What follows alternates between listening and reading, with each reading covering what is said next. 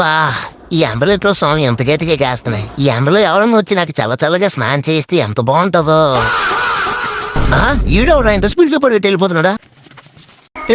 ఆగరా ఈడేటో నా పైకి ముందు వచ్చేట్టున్నాడా? అయిపోయావురా నువ్వు.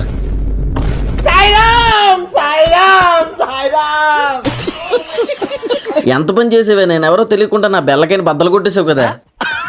అసలు ఎవరో నువ్వు నన్ను ఎత్తుకెళ్ళిపోవడం కూర్చోవా? నేనే ఫ్లాష్ మ్యాన్, నీకు స్నానం చేయొద్దామని వచ్చినా కానీ నువ్వు అది తెలుసుకోకుండా నా బెల్లకైనా పెట్టేశావు. నాకు స్నానం చేయొద్దామని వచ్చావా?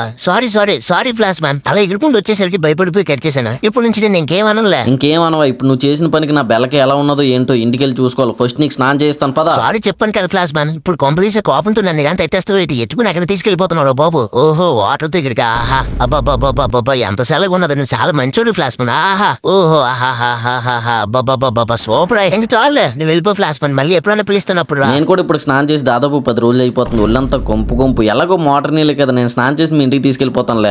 ఎప్పుడైనా నువ్వు తీసుకెళ్ళేది ఫ్లాష్ మ్యాన్ అంటే ఫ్లాష్ మ్యాన్ తెట్టేస్తాను రే. అమ్మ దొంగ ముండ ఎంత పని చేసావు. ఈ ఫ్లాష్ మ్యాన్కి తడేసావు కదా, మళ్ళీ వచ్చినప్పుడు నీ పని చెప్తేనే.